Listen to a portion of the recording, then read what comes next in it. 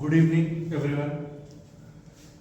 ये जो बोर्ड पर बना हुआ है ये ऐसे तो आपको अभी समझ में नहीं आ रहा होगा, मगर जब हम इस टॉपिक को उठाएंगे तो ये बीएससी नर्सिंग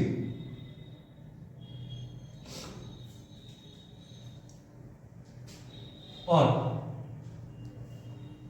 पारामेडिकल का एग्जाम देने वाले स्टूडेंट के लिए सबसे कंफ्यूजिंग और सबसे इंपॉर्टेंट टॉपिक होता है। ठीक है, इंपॉर्टेंट इसीलिए क्योंकि इंटरेस्टिंग और कंफ्यूजिंग इसलिए क्योंकि आप इसको समझ नहीं पाते हैं। तो अभी ये हम एक लेक्चर बना रहे हैं हिंदी मीडियम के स्टूडेंट के लिए, जो कि इस प्रॉपर टॉपिक पर है, इस पूरे स्ट्रक्चर पर है। अगर आप इसको देखकर समझ पा रहे होंगे तब तो सही है, अगर नहीं समझ पा रहे तो हम अभी इसको इंट्रोड्यूस करेंगे। ठीक है, ये जो डायग्राम है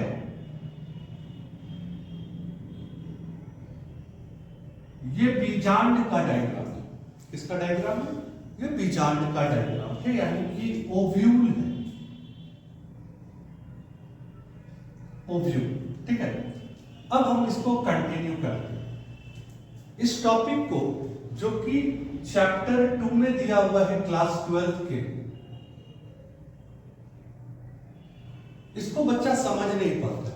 इसीलिए नहीं समझ पाता है कि सबको मिला करके पढ़ लेता है, मिला के नहीं पढ़ता। सबसे पहले बीजांड के स्ट्रक्चर को हम लोग देखेंगे कि उसका स्ट्रक्चर क्या रिवील कर रहा है। बीजांड कुछ ऐसा देखने को मिलता है जिसके बाहर आपको दो आवरण देखने को मिलते हैं। क्या मिलते हैं? दो आवरण देखने को मिलते हैं। ठीक है, लेट सपोज ये जो बाहर है वो पहला आवरण है और ये दूसरा आवरण। इस दो आवरण से ढका हुआ बीच में आपको बीजांड काय दिखाई दे रहा है। ठीक है, क्या दिखाई दे रहा है? बीजांड काय दिखाई दे रहा है, जो पेरेन्काइमा सेल्स का बना होता है। किसका बना होता है? पेरेन्काइमा सेल का बना होता है, यानी कि मृद कोशिकीय सेल का बना हुआ होता है। ठीक है, अब आप देखेंगे कि जब आप इतना स्ट्रक्चर देख लिए, बीजांड के बारे में इतना कुछ जान लिए, बीजांड के चारों तरफ आवरण होता है। ये आवरण एक भी हो सकता है, दो भी हो सकता है। ये आवरण एक भी हो सकता है, दो भी हो सकता है, और हो सकता है कुछ कुछ बीजांड में आवरण नहीं भी होते हैं। तो कुछ बीजांड ऐसे होते हैं जिनमें आवरण नहीं होता है, मगर बीजांड का जो मुख्य भाग है वो मुख्य भाग बीजांड का है। कौन सा भाग है? बीजांड का है। अब इसके स्ट्रक्चर को आगे बढ़ाते हुए हम बताएंगे आपको कि ये जो बीजांड है और आप जो इसके आवरण को देख रहे हैं, ये आवरण एक जगह पर खुला हुआ रहता है और एक नलिका का निर्माण करता है।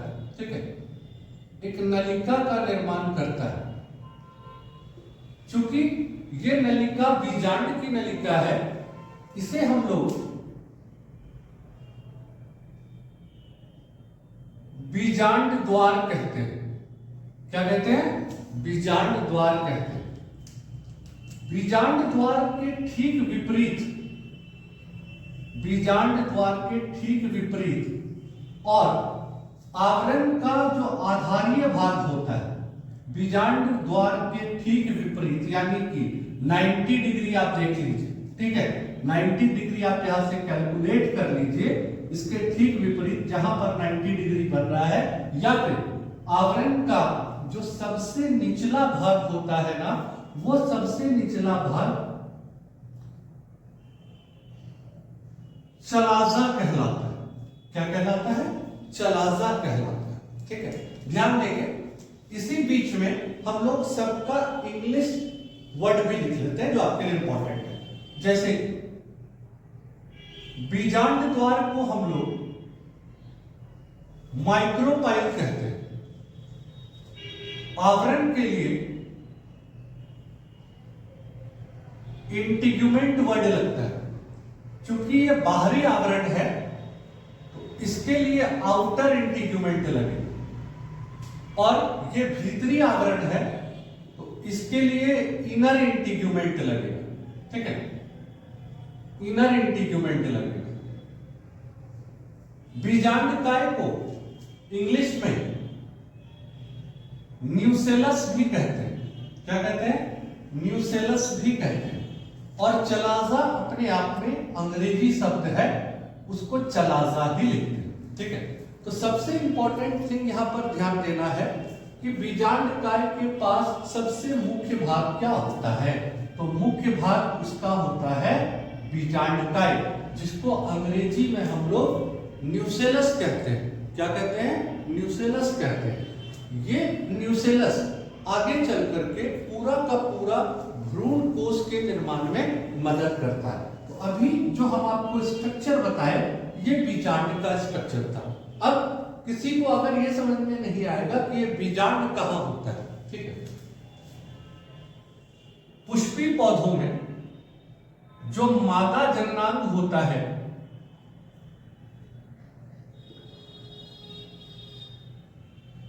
वो स्त्री केसर होता है। ठीक है, क्या होता है? स्त्री केसर होता है। स्त्री केसर जिसको आप कार्पेल कहते हैं या पिस्टिल कहते हैं। ठीक है, इसका स्ट्रक्चर कुछ आपको ऐसा देखने को मिलेगा।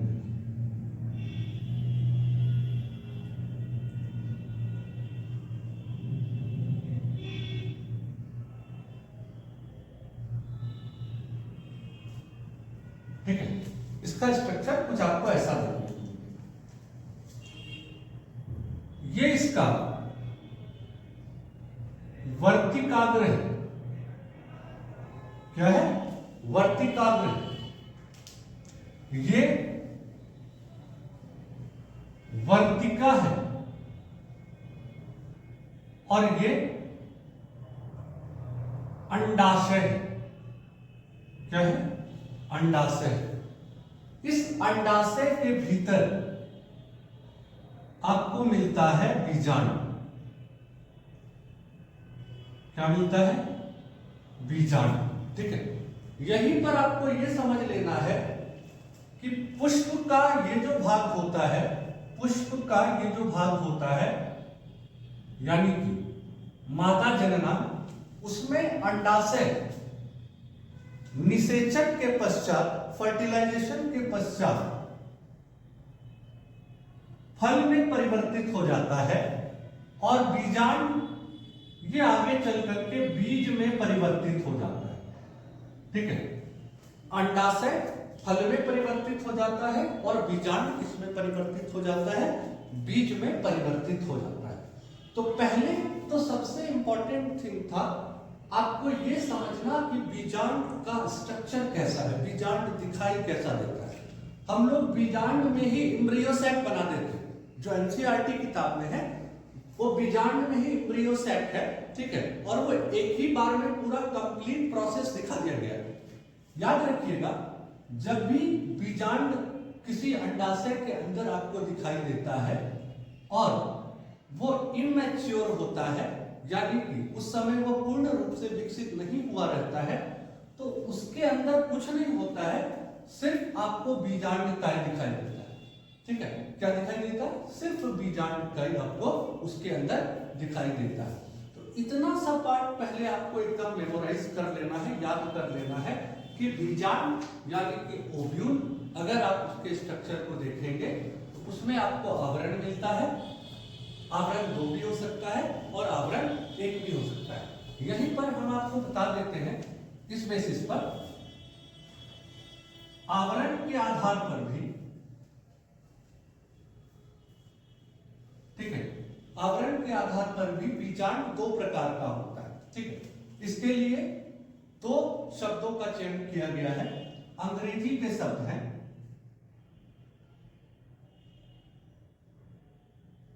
यूनिटेगमिक और बाइटेगमिक।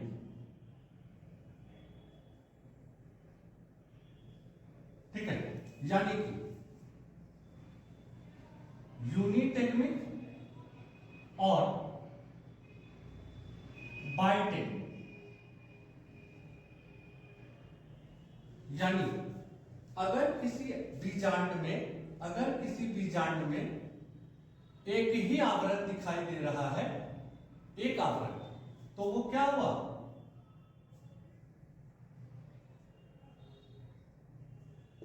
यूनिटेगमिक हुआ। और अगर किसी बीजांड में दो आवरण दिखाई दे रहे हैं, जैसे यहां पर दो आवरण बनाया गया है, तो ये क्या हुआ, ये हुआ आपका बाइटेगमिक। उसी तरह अगर कहीं पर ये दोनों आवरण मौजूद नहीं है, कोई ऐसा बीजांड है जहां पर दोनों आवरण मौजूद नहीं है, तो उसके लिए एक वर्ड लगता है एटेगमिक। कौन सा वर्ड लगता है, एटेगमिक। ठीक है, यहां पर लिख रहे हैं, ध्यान दें, एटेगमिक। यानी कि अगर आवरण मौजूद नहीं है किसी बीजांड में, तो उसको हम लोग क्या कहते हैं, एटेगमिक बीजांड। क्या कहते हैं, एटेगमिक बीजांड। तो इतना बात तुमको आसानी से याद रख लेना होगा, तब तुम इसके आगे का प्रोसेस समझ पाओगे। ठीक है, बीजांड के बाहर आवरण होते हैं दो, या तो एक, या हो सकता है एक भी आवरण है। और बीजांड के भीतर आपको मिल रहा है बीजांडकाय, जो कि इसका मुख्य भाग है। ये सबसे इंपॉर्टेंट चीज है। ठीक है, ये क्या है, इसका मुख्य भाग है। इसको आप अच्छे से देख लीजिए, अच्छे से समझ लीजिए। अगले वीडियो में हम इसका नेक्स्ट पार्ट बताएंगे कि कैसे बीजांड के अंदर